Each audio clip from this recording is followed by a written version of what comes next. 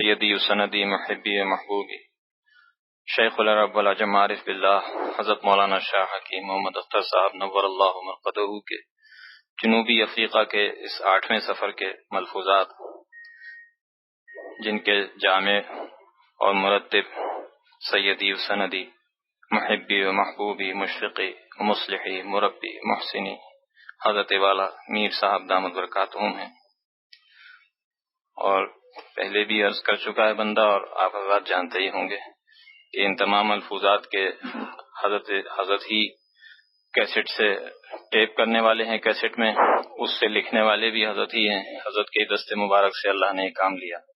1000 صفحات کی یہ کتاب کوئی معمولی بات نہیں ہے۔ حضرت والا کے ایک ایک ارشاد کی حفاظت، اس کی تحریر اور اس کی حفاظت اور اس کی تخریج اور اس کے زیر زبر کی فکر، ہر چیز ماشاءاللہ ہمارے حضرت والا نے اس کی ترتیب دی ہے۔ اور محض یہ کتاب نہیں بلکہ بہت ساری اللہ تعالیٰ نے بہت کچھ کام لیا ہے۔ اس میں تو اہل بھی نہیں ہوں، نہ میرے پاس زبان ہے، نہ الفاظ ہے، نہ وہ دل ہے، لیکن بس عجیب اندر محبت کا ایک طوفان امٹتا ہے۔ اگر زبان اس قابل نہیں ہے، بندہ اس قابل نہیں ہے کچھ۔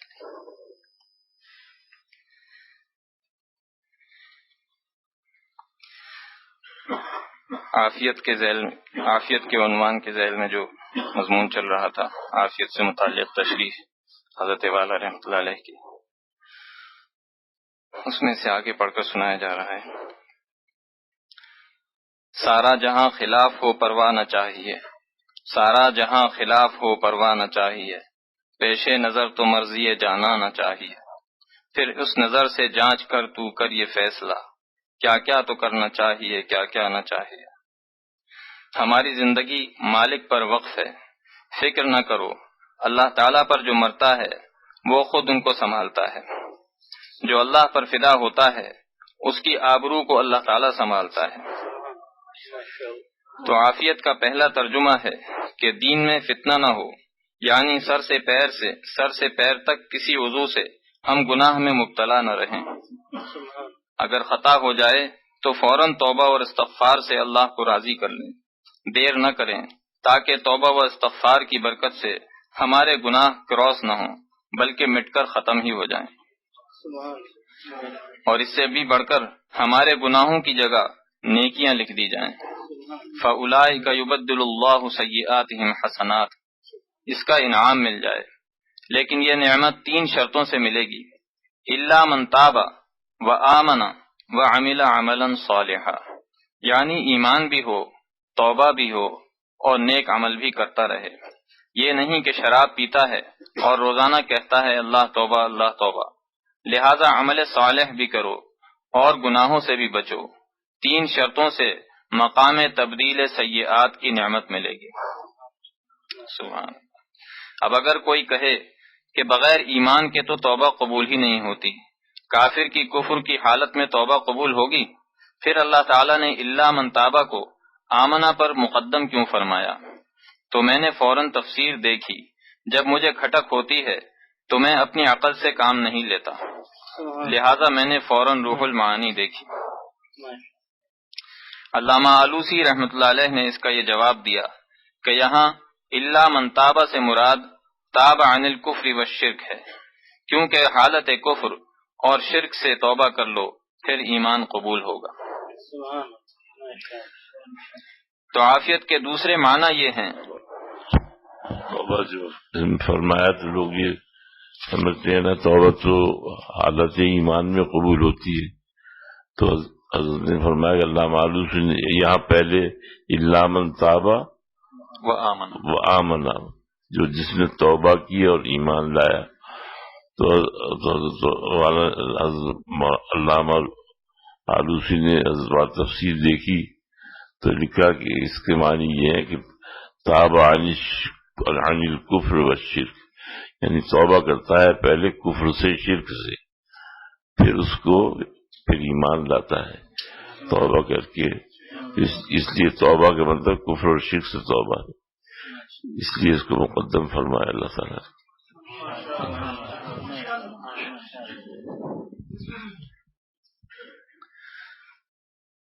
تو عافیت کے دوسرے معنی یہ ہیں۔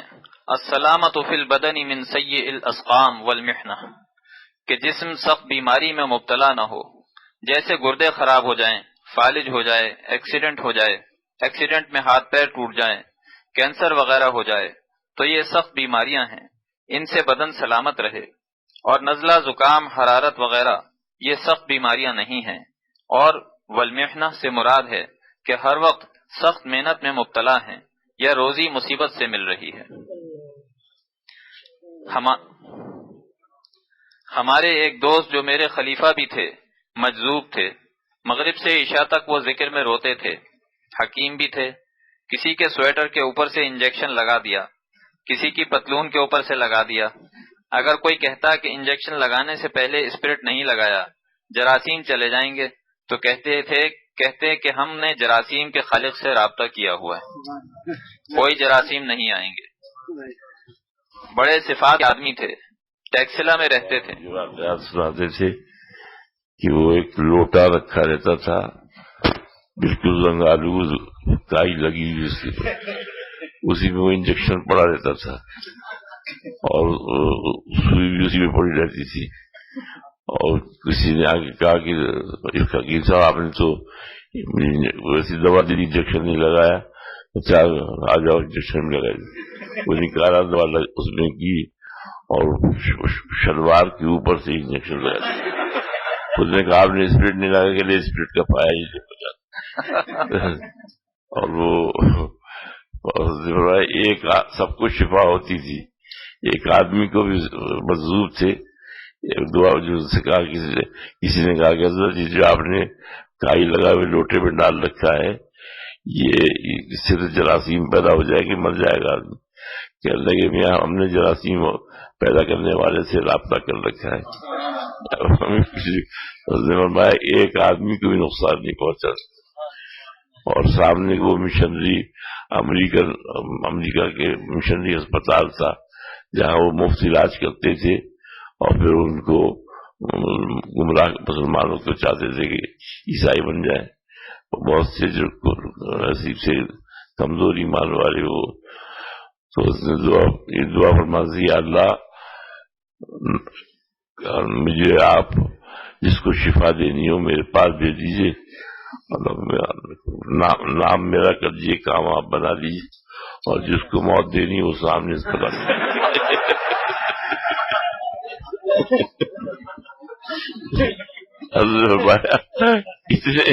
اتنے جنازے نکلے وہاں سے کہ لوگوں نے جانا ہی چھوڑتی۔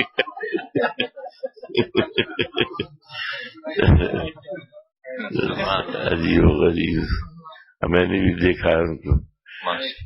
اس کے بعد وہ ان کی عادت جذب میں رہتے تھے، تو پہلے کہہ رہے ہیں کہ ایک زمانے میں یہ تھا کہ وہ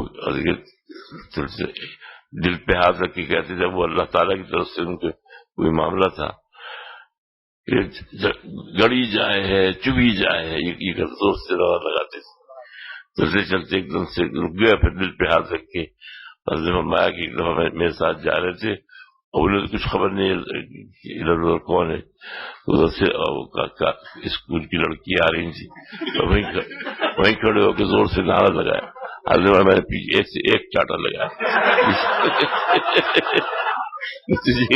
یہ خبر نہیں کہ یہ لڑکی جا رہی اور اس کا سمجھیں کہ ملا ہمیں وہ کر رہا ہے، کہتے ہمیں کیا پتا، وہ آشنا بیٹھا ہو یا نہ آشنا، ہم کو مطلب اپنے سوز و ساز سے۔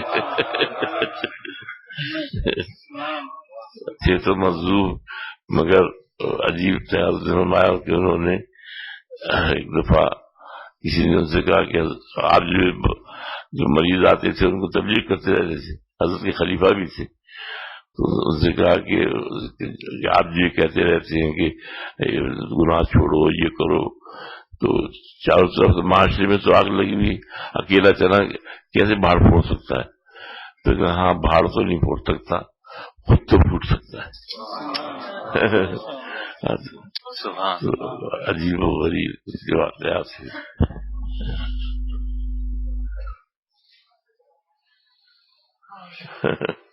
ہاں مولانا حضرت عبدالوہی رحمۃ اللہ علیہ کا بیان ہو رہا ہے پشاور میں، اور اس زمانے میں یا رب یا رب یا رب کسی نے نعرہ بدل گیا تھا، یا رب یا رب یا رب. اب حضرت کے سامنے کسی کی ہمت ہوتی ہے یا رب یا رب، جلالیت اس سامنے بیٹھ کے بالکل جائے.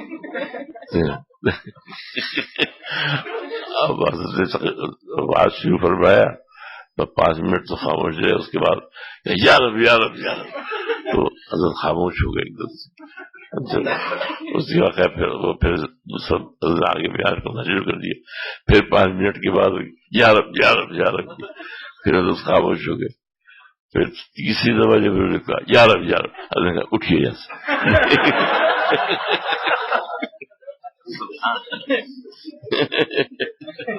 وہاں جا کے بیٹھیے، آپ تو ہمیں تقریر ساری بلا دیتی.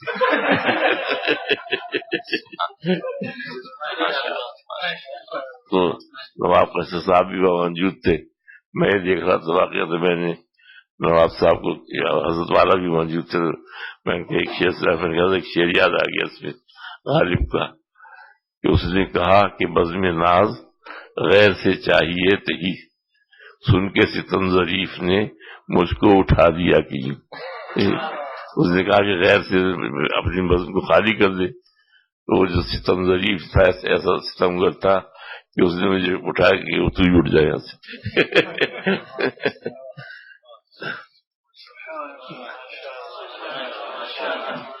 جب ہندوستان سے حکیم صاحب آئے تو یہ وہاں حکمت کرتے تھے. اب یہاں جو آئے تو یہاں کوئی سامان ہجرت کر کے آئے تھے، تو کہنے لگے کہ میں برف بیچنے لگا، کوئی اور ذریعہ آمدنی تھا نہیں. اب راول پنڈی کی سڑکیں اوپر جا رہی پھر نیچے جا رہی ہے، گرمی کا زمانہ. تو یہ کہنے لگے 2 روز سے میں نے وہ چلائی، بھیجا جہاں وہ چڑھائی آتی تھی میں سائیکل سے اتر جاتا تھا، اور جہاں ڈھال آتی تھی سائیکل پہ بیٹھ جاتا تھا. بہت سخت گرمی تھی تو میں اس پہ اوپر جب چڑھ گیا تو اب اگر سالک کی بات، مجذوب کی بات ہے، فرمایا کہ مجذوبوں کی عقل کم کر دی جاتی ہے، اور ان کی بات جیسے بچوں کی بات ہمیں ناگوار نہیں لگتی، ایسی اللہ تعالیٰ کو ان کی بات اچھی بات نہیں ہوتی، مقبول ہوتے ہیں، مطبوع نہیں ہوتے، ان کا اتباع نہیں کی جائے گی لیکن مقبول ہے وہ اللہ کے. جیسے چھوٹا بچہ پیارا ہوتا ہے ایسے وہ بھی اللہ کے نزدیک پیارے ہیں، لیکن یہ نہیں کہ ان کی اتباع بھی کرنے لوگ ویسے کر لوگوں سے گرفت ہو جائے کہ عقل مزاج نہیں کرے. تو خود مجھے سنایا کہ میں سائیکل میں نے ایک طرف کھڑی کی اور کہا کہ یا اللہ آپ نے مجھے آدمی بنایا ہے، کوئی گدھا تو بنایا نہیں. کام آپ مجھ سے گدھوں کا سا لے رہے ہیں.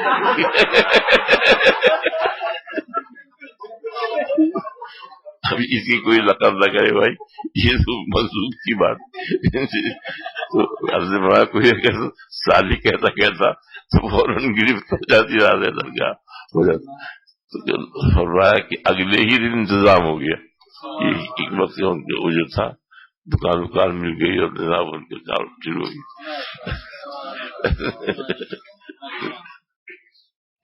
خود میرا واقعہ یہاں حضرت لاہور تشریف لے جا رہے تھے تو مجھے ہو گیا داد، اور شدید ہوا کہ مجھے ہو گیا بخار.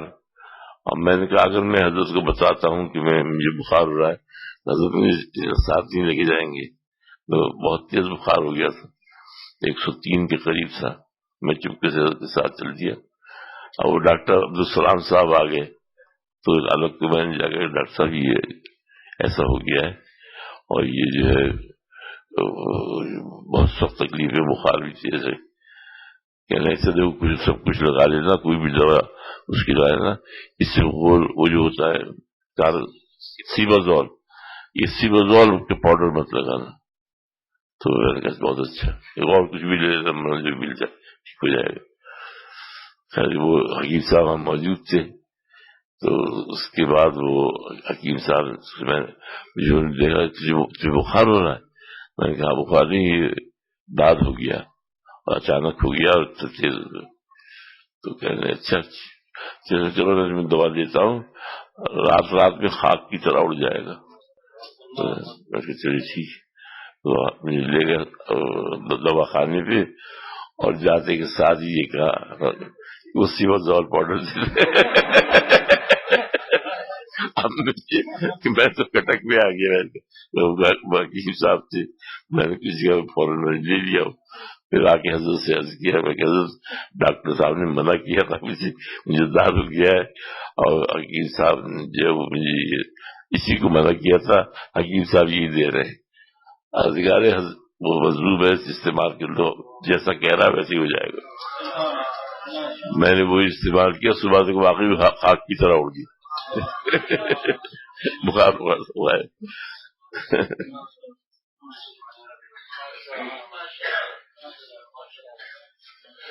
حضرت کے ساتھ سفر فرمایا تھے، کون سی کاغذ کے اس پہ اونچی نیچی پتلی سی سڑک، یہ اس کے پاس جا کے بیٹھ گئے، ڈرائیور کے پاس، وہی سیٹ تو وہی ملی۔ اب تھوڑی سی دیر کے بعد ایک دم سیکھنا ہے، یا رکھتا ہے، یا حکیم صاحب یہ تو آپ کو معلوم ہے اتنی اونچی پہاڑی پہ، اگر ذرا سے تمہارے اس سے اس کا ہاتھ ڈگمگا گیا تو یہ ساری بس نیچے جا کے گرے گی، ہڈی پسلی بھی نہیں ملے گی، تو آپ تو مجھے آدھے پاگل معلوم ہوتے۔ تو کہنے لگے اچھا میں آپ ابھی تک آدھے ہی پاگل رہا ہوں، مجھے پورا پاگل بنا دیجیے۔ اللہ تعالیٰ کی محبت میں بالکل دیوانہ کر لی۔ جزاک اللہ، ماشاءاللہ۔ حضرت کی بات یاد آتی، حضرت سے سب یہ باتیں سنی ہوئی تھی، اور سارے ایسی معاملہ تھا۔ پہلے مولانا حضرت شیخ مولانا شاہ پھول پوری سے بیعت تھے، اس کے بعد ان کے انتقال کا مولانا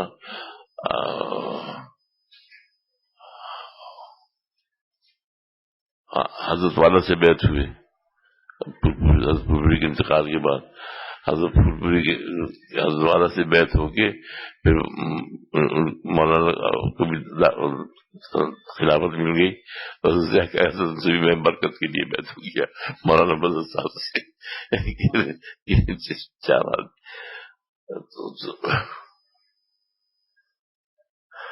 ہاتھ نے فرمایا کہ وہ مجھ سے جس سے بہت ایسے سر پہ ہاتھ رکھا، یہاں کمرے پہ ہاتھ رکھا، اور چلتی بیعت ہونے سے پہلے جب پیر بھائی تھے ان کی عادت تھی، وہ جب جاری ہوتا تھا کندھے پہ ہاتھ رکھا، اور بھی ٹیڑھی کے بیچارے دبلے پتلے، کہتے تھے کہ جب قبر میں مجھے لوگ ڈالیں گے، اور وہ تو سب سے زیادہ افسوس کیڑوں کو ہوگا کہ خالی ہڈی اور ڈھانچہ اس کے گوشت کا نام بھی نہیں، ایسے کرتے تھے۔ وہ حضرت کے ساتھ کبھی کچھ کر دیا، کبھی تو جب بیعت ہو گئے تو پھر دیکھو کہ ابھی تک تو میرے پیر بھائی تھے، مگر اب ہو گئے، اب اگر تم نے ایسا کیا تو بہت سخت نقصان پہنچے گا۔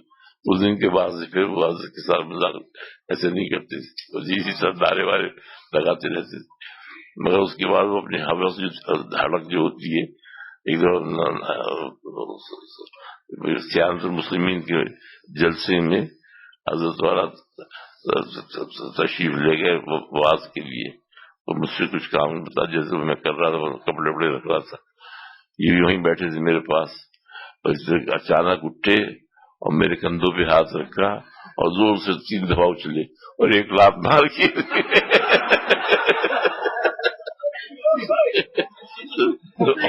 پھر مڑ کے بھی نہیں دیکھا، حضرت کے پاس جا کے بیٹھ ماشاء اللہ، ماشاء اللہ، ماشاء اللہ، بڑی ماشاء اللہ، جزاک اللہ، ماشاء اللہ۔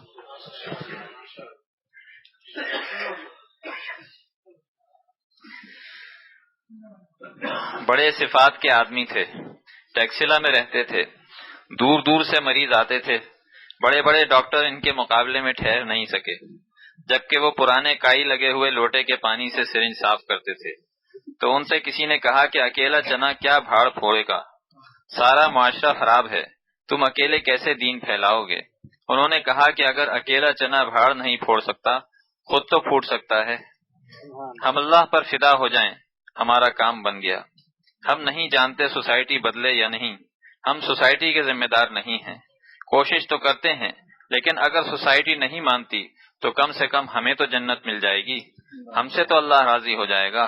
کیسی پیاری بات کی۔ تو میں حکیم صاحب کا قصہ سنا رہا تھا کہ وہ جب ہندوستان سے آئے تو وہاں ان کا دواخانہ تھا، یہاں روزی نہیں ملی تو برف بیچنا شروع کیا۔ تو کیونکہ پنڈی میں سڑک اونچی نیچی ہے، لہذا سائیکل پر پیچھے برف کی 2 من کی سل رکھی، اور وہ بیچارے پتلے دبلے تھے، تو اللہ سے کہہ رہے تھے کہ اللہ میاں، آپ نے مجھے گدھا تو نہیں پیدا کیا جو گدھے والا کام لے رہے ہیں اور میں بوجھ اٹھا رہا ہوں، آپ نے انسان پیدا کیا ہے، تو آپ مجھ پر رحم کر دیجئے، میری روزی آسان کر دیجئے، یعنی مشقت کی روزی سے نجات دیجئے۔ پھر اس کے بعد اللہ نے ان کے لیے رحمت کے دروازے کھول دیے، مگر دعا کیسی کی کہ اللہ میاں، آپ نے مجھے گدھا تو نہیں بنایا اور کام لے رہے ہیں آپ گدھے والا، یہ مجذوبوں کی بڑھ ہے، سب ایسا نہ کہیں، مجذوب بچوں کی طرح ہوتے ہیں، اللہ تعالیٰ ان کی بات پر ناراض نہیں ہوتے۔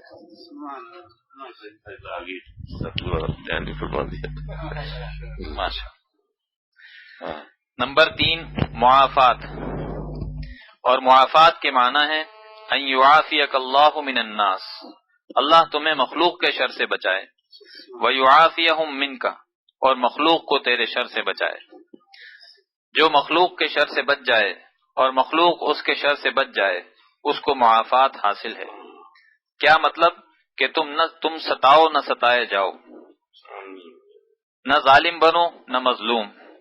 اس حدیث کی یہ شرح ملا علی قاری کی ہے۔ بس آج کا یہ سبق ہے۔ کل برطانیہ سے ہمارے کچھ مہمان آ رہے ہیں، مولانا ایوب صورتی صاحب، محدث ترکشور، اور مولانا آصف توکل آ گئے۔ اچھا بھائی، دعا کرو کہ اللہ تعالی عمل کی توفیق دے۔ اے اللہ، ہمارے اس سفر کو قبول فرما، صحت و عافیت کے ساتھ، سلامتی ایمان و سلامتی اعضاء کے ساتھ زندگی نصیب فرما، اور سلامتی ایمان و سلامتی اعضاء کے ساتھ دنیا سے ہم سب کو اٹھائیے۔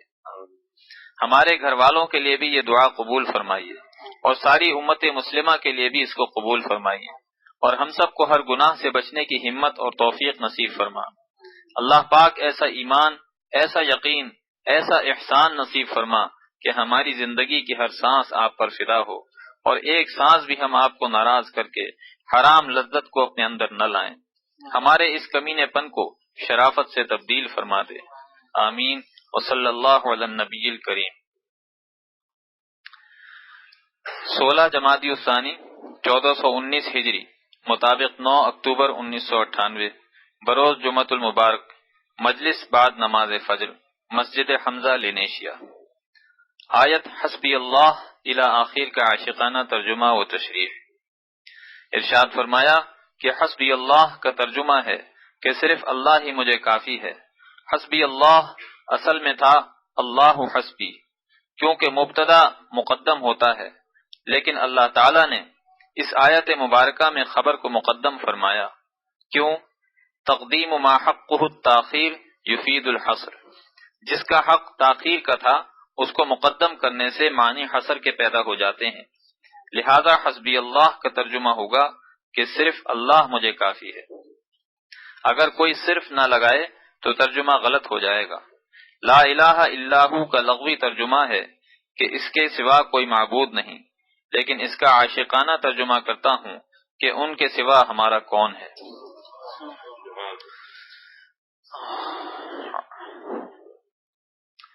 علیہ توکلت، یہاں بھی علیہ کو مقدم فرما کر تقدیم ما حقہ التاخیر ہے، جس سے حصر کے معنی پیدا ہو گئے کہ میں نے صرف اللہ پر بھروسہ کیا، اور اللہ میاں یہ کیوں سکھا رہے ہیں کہ مجھ پر بھروسہ کرو؟ آگے اس کی وجہ بیان فرما رہے ہیں، وَهُوَ رَبُّ الْعَرْشِ الْعَظِيمِ، تاکہ کافروں کو پتہ چل جائے کہ مسلمانوں کا اللہ پر بھروسہ بے سبب نہیں ہے۔ ہماری آہ و فغاں یوں ہی بے سبب تو نہیں، ہماری آہ و فغاں یوں ہی بے سبب تو نہیں، ہمارے زخم سیاق و سباق رکھتے ہیں، ہمارے زخم سیاق و سباق رکھتے ہیں۔ اللہ تعالیٰ سکھا رہے ہیں کہ اس کی وجہ بیان کرو تاکہ دنیائے کفر کو معلوم ہو جائے کہ مسلمان اللہ پر کیوں بھروسہ کرتے ہیں۔ وَهُوَ رَبُّ الْعَرْشِ الْعَظِيمِ کہو، چونکہ اللہ تعالیٰ عرش عظیم کا رب ہے۔ جتنے فیصلے ہوتے ہیں، بیماری، تندرستی، امیری، غریبی، ذلت، عزت، موت و حیات، جو کچھ بھی زمین پر فیصلے آتے ہیں عرش عظیم سے آتے ہیں کہ وہ مجاری قضا ہے، یعنی فیصلے جاری ہونے کی جگہ۔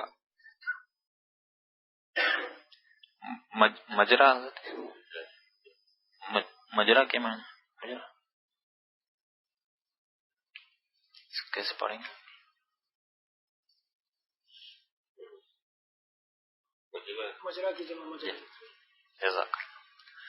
مجرا کے معنی ہے جاری ہونے کی جگہ، مجرا کی جمع مجاری ہے۔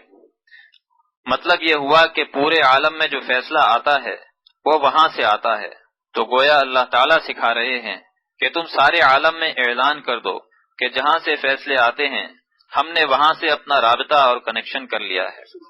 سبحان سبحان۔ لہذا جب رب عرش عظیم پر ہم بھروسہ کریں گے تو چونکہ فیصلے وہیں سے ہوتے ہیں اس لیے پھر ہمارے حق میں فیصلے ہوں گے، کیونکہ سارے عالم کی پرورش کے احکام بھی وہیں سے نازل ہوتے ہیں، لیکن خود عرش اعظم بھی اپنی تربیت میں اللہ تعالیٰ کا محتاج ہے۔ سبحان۔ اس لیے خالق عرش عظیم اور مالک عرش عظیم نہیں فرمایا، رب فرمایا کہ عرش اعظم بھی میری تربیت کا محتاج ہے۔ ہماری شان ربوبیت سے وہ خارج نہیں ہے، اور عرش اعظم جنت کی چھت ہے، اس لیے اللہ کی عظمت کے وزن سے عرش اعظم سے ایک آواز آتی ہے، وہ آواز اہل جنت سنیں گے، اور جو لوگ اللہ کے لیے آپس میں محبت رکھتے ہیں ان کو جنت سے پہلے ہی میدان محشر میں عرش اعظم کا سایہ مل جائے گا۔ کیونکہ حدیث میں آتا ہے اللہ تعالیٰ قیامت کے دن اعلان فرمائیں گے این المتحابون فیہ، این المتحابون فیہ۔ متحابون میں الف لام معنی میں الذین کے ہے۔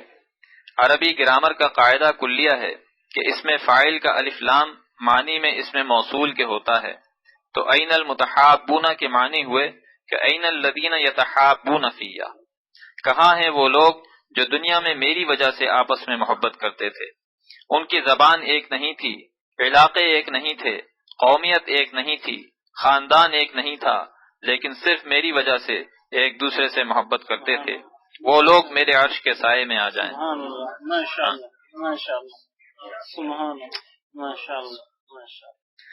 تو معلوم ہوا کہ اہل جنت کو جنت میں عرش اعظم کا جو سایہ ملے گا وہ سایہ اللہ کے لیے آپس میں محبت کرنے والوں کو وہ سایہ میدان محشر ہی میں مل جائے گا، اور ان کا کوئی حساب نہیں ہوگا۔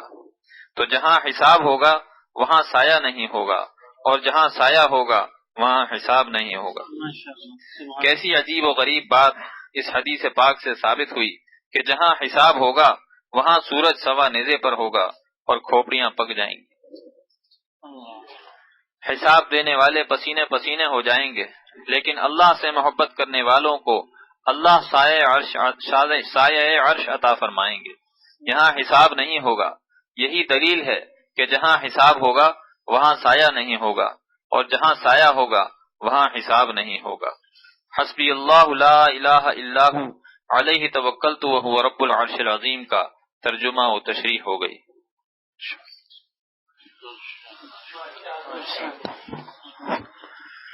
جمعے کے 6 اعمال اور ان کی عظیم الشان فضیلت۔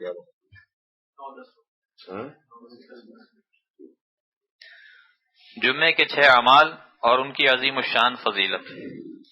ارشاد فرمایا کہ آج جمعے کا دن ہے، اس لیے جمعے کے دن کے 6 اعمال پیش کرتا ہوں۔ سرور عالم صلی اللہ علیہ وسلم نے فرمایا جو جمعے کے دن 6 عمل کر لے گا تو اللہ تعالیٰ اس کو مسجد جاتے وقت ہر قدم پر 1 سال نفل نمازوں کا اور 1 سال نفل روزوں کا ثواب دے گا۔ ہر قدم پر 1 سال نفل نمازوں کا اور 1 سال نفل روزوں کا ثواب دے گا۔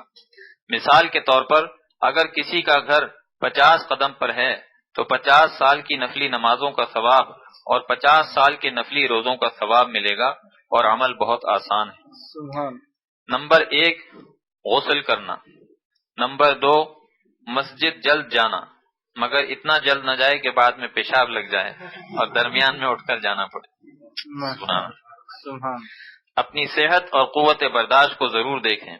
اب اگر ایک آدمی کمزور ہے یا اس کو گیس کی بیماری ہے یا پیشاب بار بار آتا ہے تو اتنا پہلے نہ جائے کہ جب خطبہ شروع ہو تو اس کو پیشاب لگ جائے۔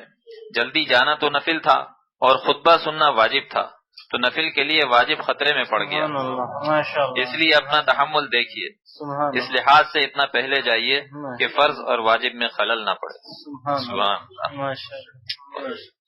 نمبر 3، مسجد پیدل جانا تاکہ ہر قدم پر 1 سال نفل نمازوں کا اور 1 سال نفلی روزوں کا ثواب ملے۔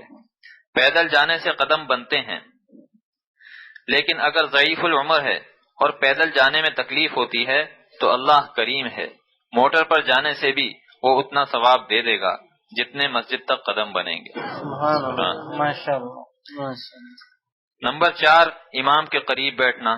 جب جلد جائے گا تو امام کے قریب جگہ ملے گی اور وہاں بیٹھ جائے گا۔ اگر دیر سے جائے تو امام کے قریب بیٹھنے کے لیے لوگوں کی گردن کو پھلانگ کر جانا جائز نہیں ہے، کیونکہ اس سے لوگوں کو تکلیف ہوتی ہے۔ نمبر 5، خطبہ کو غور سے سننا، سمجھے یا نہ سمجھے غور سے سنیں۔ یہ نہیں کہ خطبہ ہو رہا ہے اور یہ ادھر ادھر دیکھ رہا ہے، ہر ایک کام کا جائزہ لے رہا ہے کہ کون آیا کون نہیں۔ یہاں مردم شماری کا سسٹم نہیں ہے۔ استنبول ہم لوگ گئے تو وہاں کی عورتیں مختلف ڈیزائن کی اوریانیوں میں مبتلا تھیں، تو میں نے دوستوں سے کہا کہ خبردار کسی عورت کی طرف نہ دیکھنا، ورنہ آپ لوگوں کو شیطان ایک دھوکہ دے گا کہ یہاں عورتوں کا جو لباس ہے اس میں کس قدر اوریانی اور ننگا پن ہے، کسی کا گھٹنا تک ننگا ہے، کوئی آدھی ران کھولے ہوئے ہے، کوئی چڈی پہنے ہوئے ہے، تو شیطان کہے گا کہ تو یہاں عورتوں کے لباس اور ان کی اوریانیاں اور ننگا پن اور مختلف قسم کے فتنوں کو دیکھ لے، تاکہ اپنے ملک میں جب ممبر پر لوگوں کو دین کی دعوت دینا تو یہاں کی عورتوں کی اوریانیت کے مختلف ڈیزائن پیش کر کے امت کو ان سے بچنے کی تاکید کرنا، تو اس سے لوگوں کو زیادہ فائدہ ہوگا۔ یہ شیطان کا بہت بڑا دھوکہ ہے۔ ترکی میں استنبول میں جب حضرت والا پہلی دفعہ جب باہر نکل رہے تھے ہم لوگوں کو لے کے ساتھ، تب یہ بیان فرمایا تھا، تنبیہ فرمائی تھی، یہاں بہت زیادہ اوریانی ہے، اپنی نگاہوں کی یہاں حفاظت کرنا تم سب لوگ۔ اس وقت یہ فرمایا تھا اس طرح وہ آپ ڈیزائن دکھائے گا اور دل میں یہ ڈالے گا کہ تم ان عورتوں کو دیکھ لو اور وہاں جا کے تبلیغ کرنا اور سمجھانا بتانا ان کو کہ یہ ایسے ایسے شیطان نے وہاں اوریانی پھیلا دی ہے، تم لوگ اس سے بچو۔ تو فرمایا تھا آپ کوئی کون سے آفیسر ریسرچ آفیسر نہیں ہے، آپ اللہ کی بندگی کے لیے ہیں۔ تو اس لیے تنبیہ حضرت والا کا خاص انداز تھا کہ وقت پہلے ہی تنبیہ فرما دیتے تھے کہ ان سے بچو، امریکہ میں ہو، لندن ہو، کہیں بھی ہو، حضرت والا کبھی نظر اٹھا کے نہیں دیکھا کبھی کہ کون سامنے سے آ رہی ہیں، بس اگر دور سے جھلک پڑ گئی تو یہ آگاہ فرما دیا کہ نگاہیں نیچے کر لو۔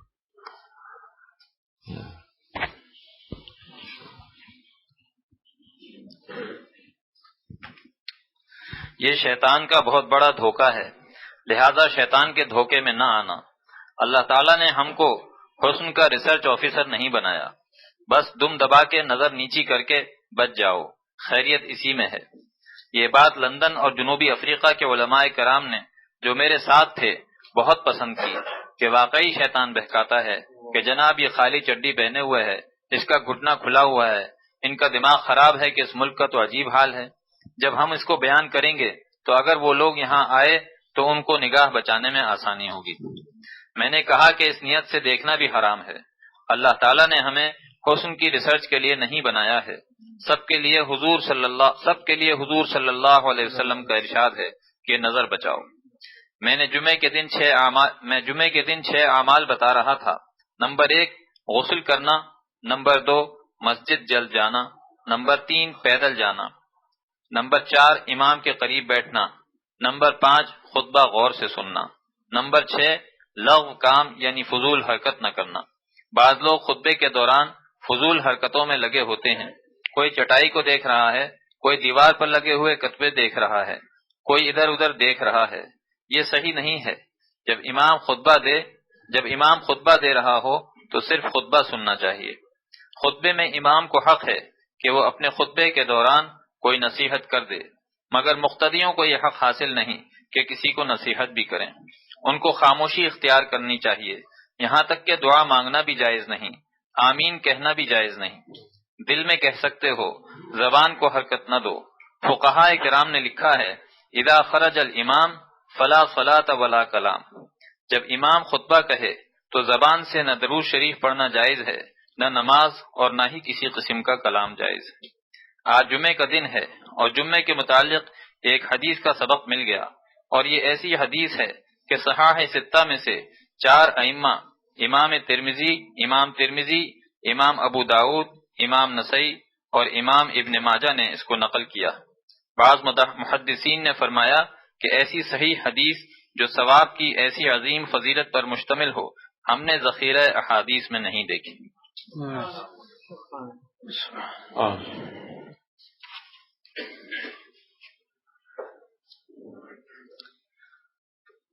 جمعے کے دن کی موت کی فضیلت، اور جمعے کے متعلق ایک اور حدیث سناتا ہوں۔ ما من مسلم یموت یوم الجمعۃ او لیلۃ الجمعۃ الا وقاہ اللہ فتنۃ القبر۔ کوئی مسلمان ایسا نہیں جس کو جمعے کے دن یا جمعے کی رات میں موت آ جائے، مگر اللہ تعالیٰ اس کو فتنہ قبر سے بچا لے گا۔ جو جمعے کے دن مرے گا یا جمعے کی رات میں، دونوں کا درجہ برابر ہے۔ اس میں دن جمعرات کی رات اور جمعے کا دن، جو اس درمیان میں جو رات ہے وہ جمعے کی رات کہلاتی ہے۔ رامبی کا اردو میں جمعرات ہے، تو وہ جو جمعے سے پہلے جو رات آتی ہے وہ جمعے میں شامل ہے، اور مغرب تک ہے۔ مغرب کے بعد پھر وہ ہفتے کی رات شروع ہو جاتی ہے۔ جمعہ اور ہفتے کی رات مراد نہیں ہے، بلکہ جمعرات اور جمعے کی رات مراد ہے کہ جو اس رات میں مر جائے گا وہ جمعے کی اس کی موت جو ہے مانی جائے گی، ہوگی جمعے کے دن ہی موت ہوگی وہ۔ اور جو دن میں مرے گا جمعے کے دن مغرب سے پہلے وہ بھی اسی جمعے کے دن موت ہے، اس کی فضیلت ہوتا ہے۔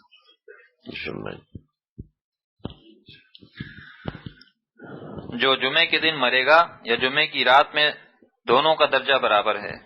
اس میں دن اور رات کی الگ فضیلت نہیں بیان کرنا چاہیے، کیونکہ سرور عالم صلی اللہ تعالی علیہ وسلم نے یہ عبارت دونوں کے لیے استعمال کی ہے کہ چاہے رات میں انتقال ہو چاہے دن میں، دونوں برابر ہیں۔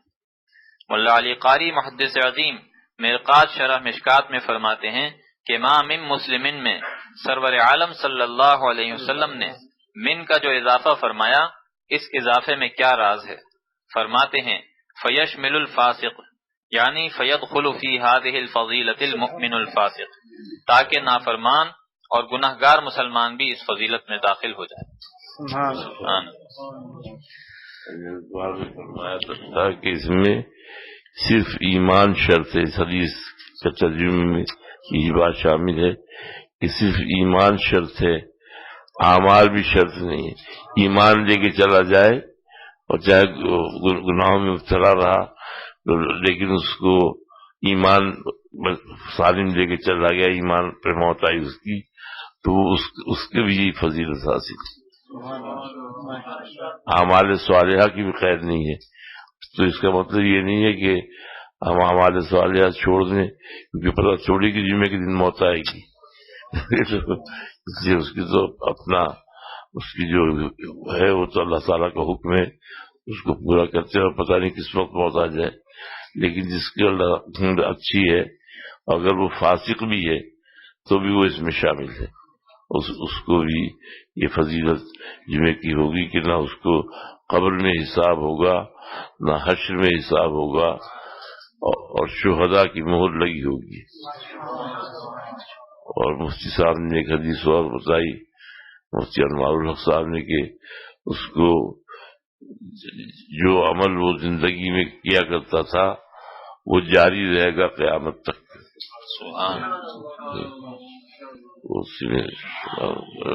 اس بعد اس میں تو یہی ہے کہ شہداء کی مہر لگی ہوگی، علیہ تابع الشہداء.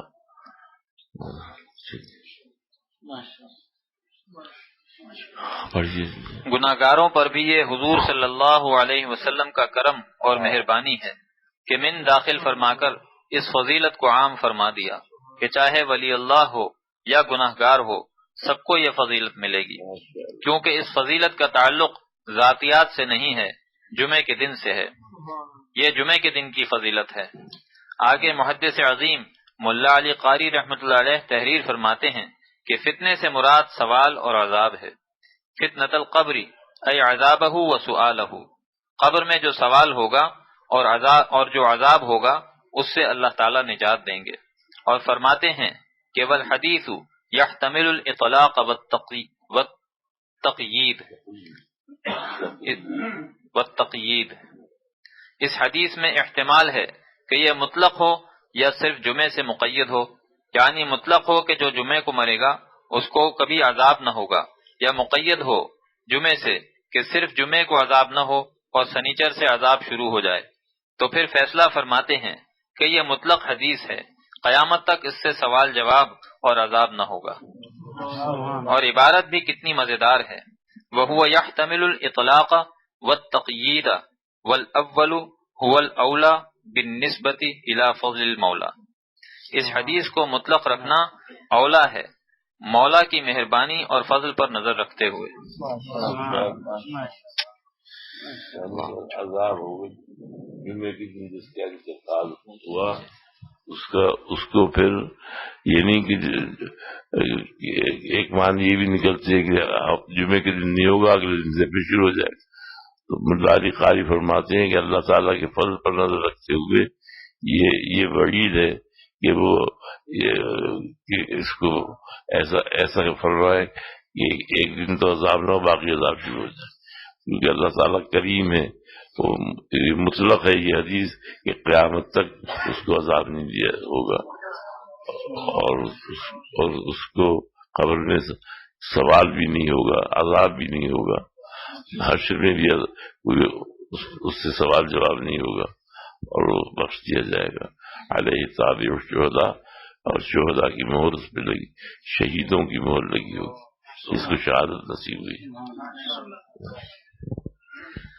اس حدیث کو مطلق رکھنا اولا ہے مولا کی مہربانی اور فضل پر نظر رکھتے ہوئے. اللہ کے فضل کا ظہور اس میں زیادہ ہے کہ قیامت تک عذاب نہ ہو، اور ان کے فضل سے بعید ہے کہ جمعے کے دن تو چھوڑ دیں اور سنیچر سے پٹائی شروع ہو جائے.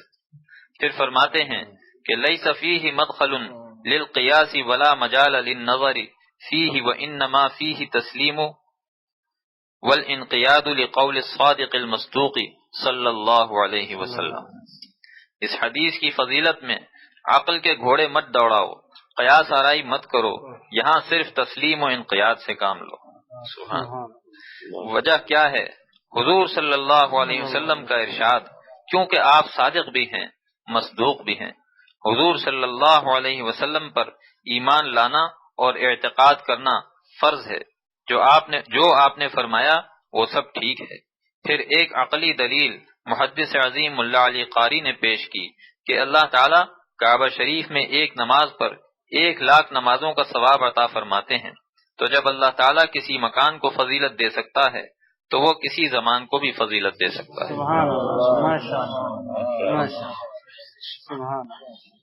کعبہ ایک مکان ہے اور جمعہ ایک زمان ہے، لہذا فضیلت زمان پر کیا اشکال ہے؟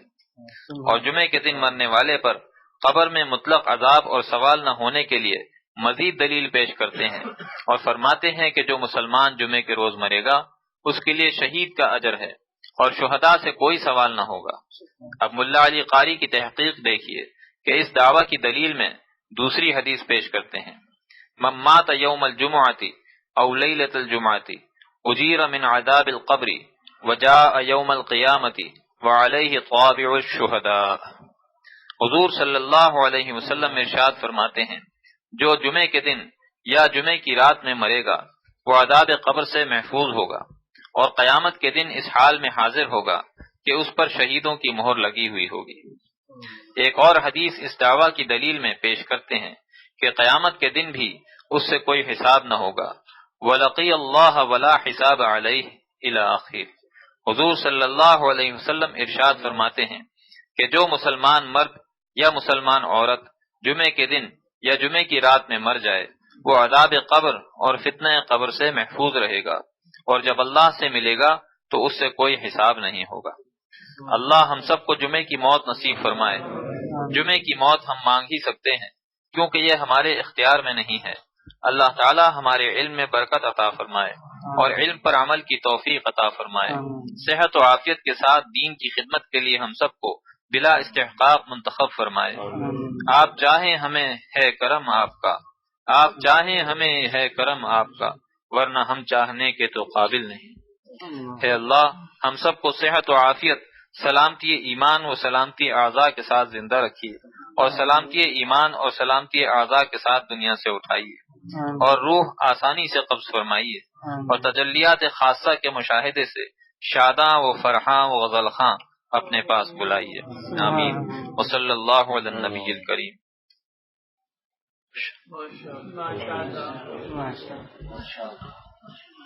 اللہ ہم سب کو جمعے کی موت نصیب فرمائے اور اس کی فضیلت نصیب فرمائے بلا استحقاق۔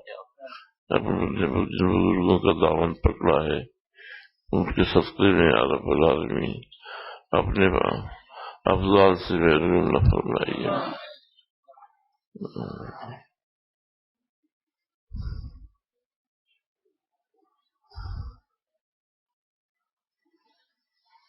کسی نے میرے مکہ مکرمہ میں سوال کیا رمضان میں سال کے پیر کے دن کی فضیلت کے بارے میں، اس نے کچھ سنا تھا یہاں سے خانقاہ سے، تو میرے پاس باقاعدہ پوچھنے آئے، تو میں آپ سے اس لیے معلوم کر رہا ہوں کہ کچھ کوئی حدیث وغیرہ میں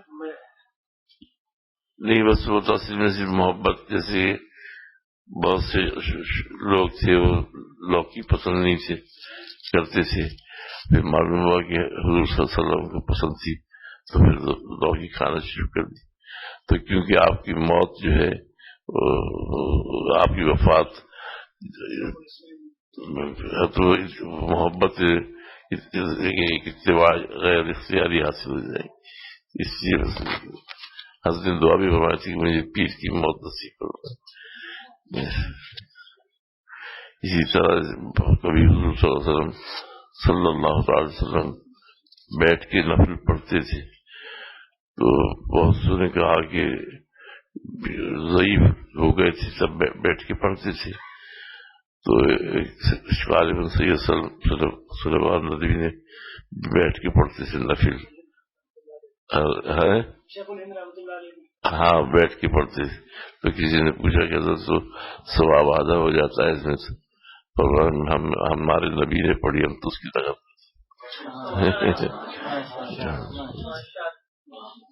حضرت شیخ الہند کے یہاں سلیمان ندوی کے شاید میں جو غلط یاد رہا، حضرت شیخ الہند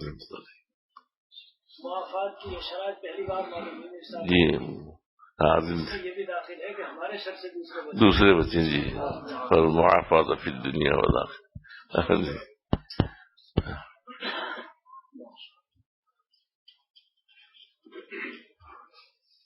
معافات کی دو جانبین سے اس کا صدور ہوتا ہے کہ ہمارے شر سے دوسرے محفوظ رہیں اور دوسروں کے شر سے ہم محفوظ رہیں، یہ دعا مانگی ہے کیسی جامع جی ہیں، یعنی نہ ہم ظالم ہوں نہ مظلوم ہوں۔ حضرت والا کو یہ عبارات ایسی ازبریات تھیں کہ کوئی کہتا تھا کہ حضرت زمان میں ہوتا ہے کہ آپ نے نور معانی گھول کے پی لیا ہے۔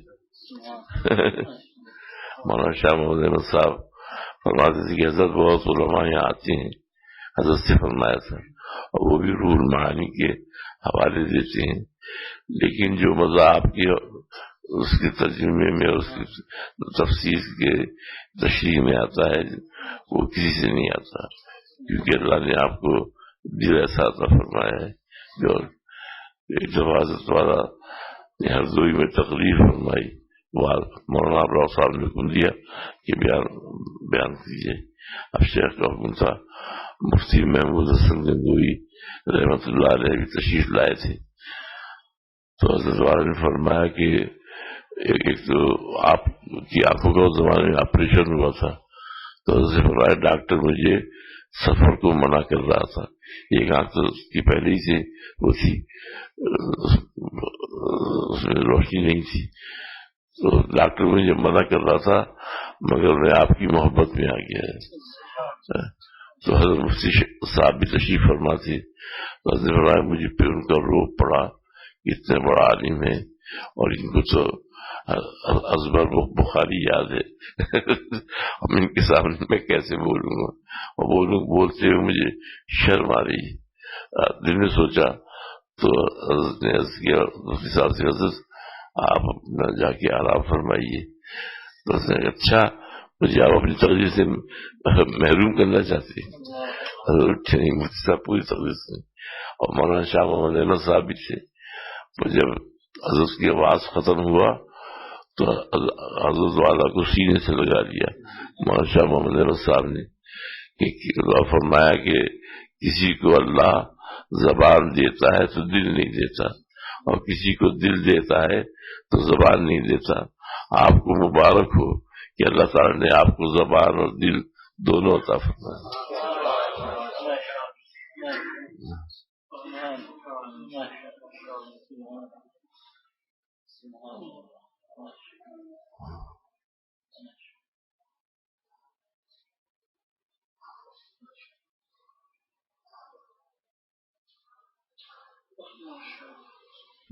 حضرت مفتی صاحب بہت ہی محبت سے فرماتے تھے.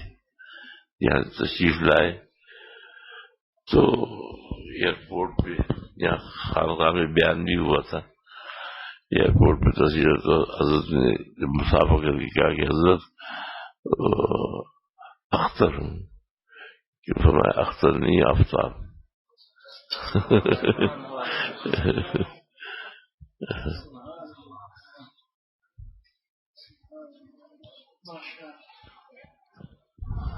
حضرت کا بیان اور اس کا مفتی صاحب کا بیان ہونا تھا, تو حضرت مفتی صاحب تشریف لے آئے, تو اس نے بیان بند کر دیا. کہا کہ نہیں پورا بیان کیجیے, میں بھی سنوں گا. پھر مفتی صاحب کا حضرت بس بیان تو ختم کے قریب تھا, ختم تو نہیں ہوا تھا آپ. تو حضرت نے اس کو تھوڑی دیر بیان فرمایا.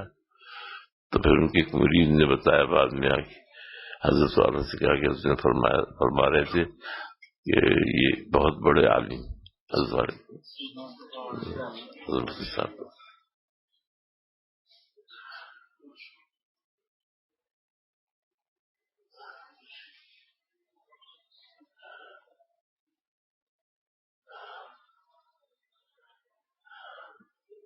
بس اب تو یاد ہے جنت کی میں پیے ہوئے ساقی تھا مست جام. میرا ہی شعر ہے حضرت کی برکت سے. جنت کی میں پیے ہوئے ساقی تھا مست جام, ساغر تھا دور میں تھا مقابل میں ہم بھی تھے.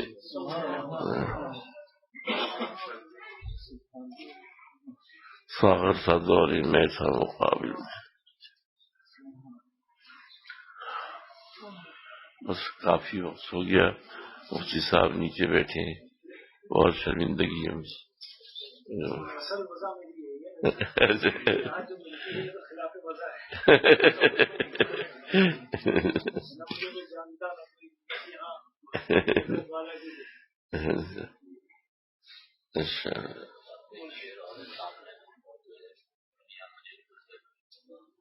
ہاں, یہ تو نازم آباد میں شروع میں حضرت کی خدمت میں حاضر ہوا تھا.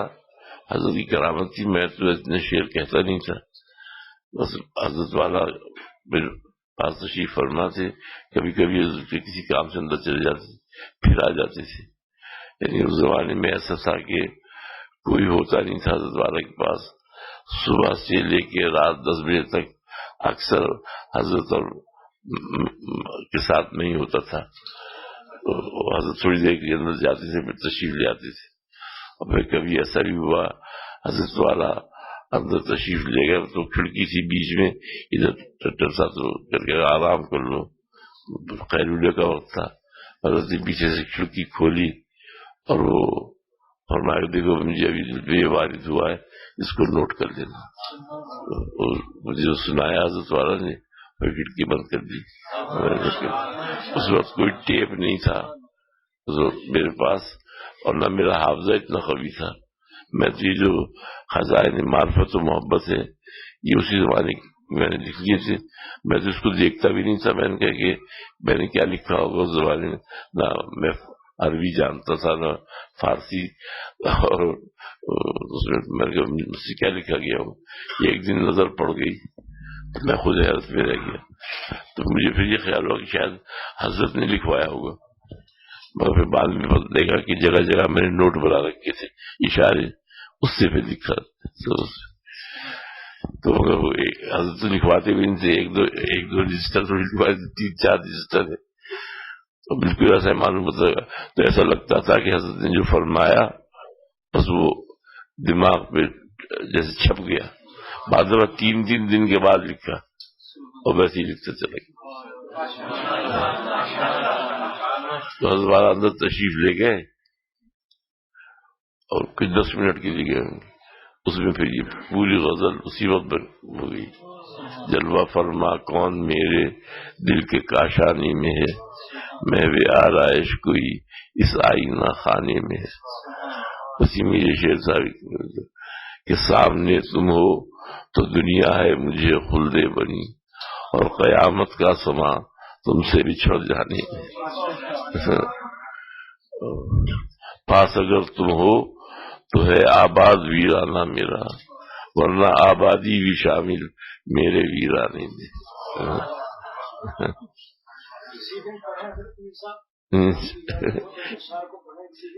ضرور پڑھی، مجھے بھی مزہ آئے گا. یہ آئینہ محبت میں ہے جی، اس میں بھی آگے اس میں کیا نام ہے اس کا، آپ کی نئے محبت. حضرت نے فرمایا تو میرے ساتھ شائع کر دینا. میں نے کہا حضرت یہ اشعار جو ہے خصوصیت نے فرمایا ایک دن میں سنا رہا تھا. میں نے کہا میرے تھوڑے سے اشعار ہیں، کیا شاعر ہوں گے. حضرت نے فرمایا کہ میرے کلام کے ساتھ شائع کر دینا. اب میرا نام بھی آئے گا تیرے نام کے ساتھ. تو ضرور پڑھیے گا، میں بھی سنوں گا. آپ کے پڑھنے کا انداز ماشاءاللہ حضرت والا کتنا پسند فرماتے تھے، بار بار بلاتے تھے.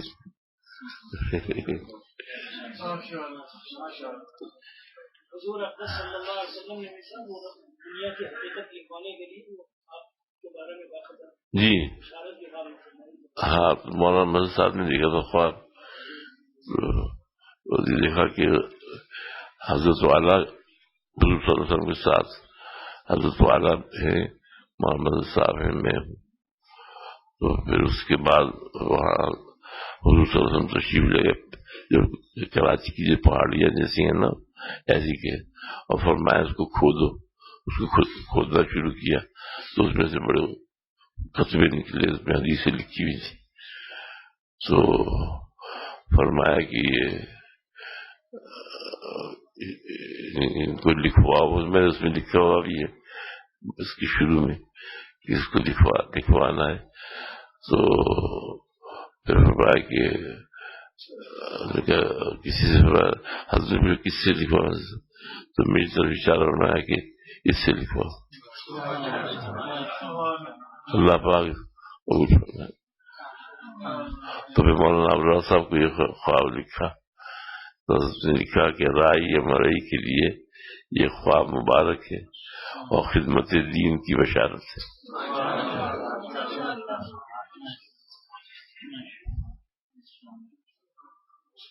یعنی دیکھنے والے کے لیے اور جس کو دیکھا گیا اس کے لیے یہ خدمت دین کی بشارت ہے. اللہ قبول فرمائے اور حقیقت بناتے ہیں. اس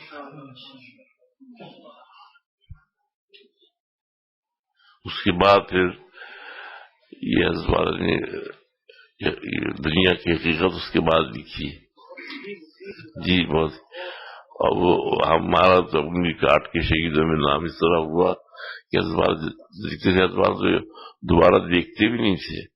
ایک دفعہ جو تحریر ہوتی تھی نا، نہ کاٹ نہ پیٹ، بس لکھتے چلے جاتے تھے.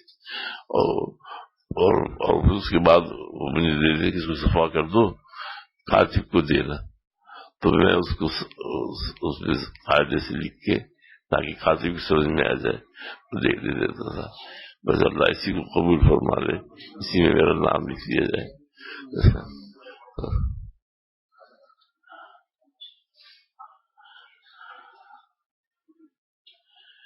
یہ نہیں کہ لکھا اور کاٹ دیا.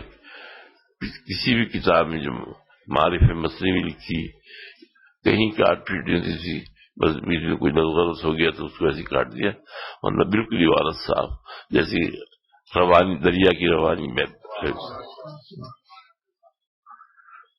حضرت خود فرمایا تھا کہ اللہ تعالیٰ مجھے سر بمہر جام الفاظ کے تفرماتے، الفاظ بھی مجھے اللہ تعالیٰ تفرماتی سر بمہر، شراب جیسے شراب بھری ہوتی ہے بند بوتل.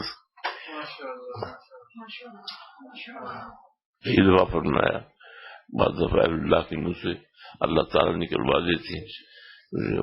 وہ کہتے نہیں ہیں. حضرت شیخ الحدیث سے فرمایا کہ مجھے یہ اشکال ہوتا تھا کہ جو اکابر کے منہ سے بعض دفعہ ایسی باتیں نکل گئی کہ میرا پاؤں تمام اولیاء اللہ کی گردنوں پر ہے، حضرت بڑے پیر صاحب کے بارے میں اور اسی طرح کی. تو فرمایا اس میں تعالی معلوم ہوتی تھی، مجھے اشکال ہوتا تھا. لیکن جب خود پہ گزری وہ مقام حاصل ہوا تو پھر فرمایا کہ وہ کہتے نہیں ہیں، ان سے کہلوایا جاتا ہے. اللہ تعالیٰ کی زبان سے بعض دفعہ حضرت والا کو ایک بات فرمائی پھر یاد بھی نہیں رہتی کہ ہم نے کہا. میرے سامنے حضرت مدینہ منورہ میں فرمایا کہ اب لوگوں کو نظر آنے لگا ہے کہ اللہ تعالیٰ مجھ سے کار تجدید لے رہا ہے. یہ بہت پہلے کی بات جب صحت مند تھی. تو سب اور وہاں پہ علماء نے بھی کہا، سوالی جی اور مولانا یوسف جی نے تو ساؤتھ افریقہ میں فرمایا کہ حضرت پچھلی صدی کے مجدد تو حضرت حکیم اللہ تھانوی تھے، اب اس صدی یہ نئی شروع ہوئی ہے، اب آپ کے کارنامے بتا رہے ہیں، اس صدی کے آپ مجدد ہیں. اور رات سے گفتگو ہو رہی تھی، حضرت والا سن رہے تھے. حضرت صاحب نے فرمایا تھا بہت سے لوگوں نے سب مولانا ابراہیم صالح جی مفتی صاحب جی انہوں نے بھی فرمایا کہ اس کے دل میں اللہ نے ڈالا نماز کے دوران، اور بھی کئی لوگوں کا تھا. تو میں نے کہا سب سے زیادہ معتبر تو وہ قول ہے جو حضرت والا وہ ارشاد ہے جو خود حضرت والے کے زمانے میں مبارک سے نکلا ہے. تو کہنے پوچھا کیا؟ میں نے کہا مدینہ منورہ میں حضرت والا نے یہ فرمایا تھا، اور اس میں ایک میں ہی نہیں کئی لوگ تھے جنہوں نے سنا. یہ فرمایا تھا کہ اللہ تعالیٰ مجھ سے کار تجدید لے رہے ہیں. تو حضرت بہت تعجب سے پوچھا، میں نے کہا تھا؟ میں نے کہا جی حضرت آپ ہی نے فرمایا تھا، اور سننے والے بھی فلاں فلاں لوگ تھے. ایک دفعہ عارف بلوچ جو حضرت سے بیت تھے، یہ گارڈ تھا ایک زمانے میں حضرت والا کی، جہاں ایک تو حضرت کا حجرہ تھا اور اس کے بعد جو بڑا گیٹ ہے جو اندر داخل ہونے کا، وہاں ہی کھڑے رہتے تھے. تو اتفاق سے کسی کا کام سے اندر جا کے حضرت اس طرف لیٹے ہوئے تھے صحت کی حالت میں. تو حضرت تنہا سے بالکل کوئی نہیں تھا. حضرت ہمارے اس صدی کا حکیم الامت مجدد الملت میں ہوں، اس صدی کا حکیم الامت مجدد الملت میں ہوں، اس صدی کا حکیم الامت مجدد الملت میں ہوں. تو اس کا ڈر گیا. اس کے بعد میں حضرت سے جا کے عرض کیا تو حضرت کس نے کہا؟ حضرت خبر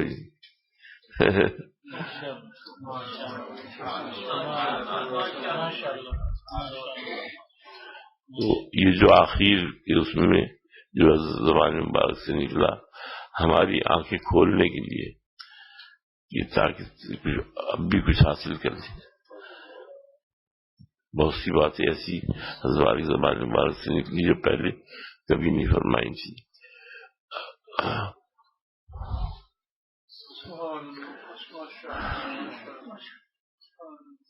بس ٹھیک ہے، ہو گیا کافی وقت. اچھا بھائی اب مجلس برخاست، اور بس عورتوں کو بھی دیر ہو جاتی ہے بہت. آپ لوگ جلدی جلدی نیچے تشریف لے جائیں تاکہ ان کو جانے میں پھر آسانی ہوگی. السلام علیکم ورحمۃ اللہ وبرکاتہ.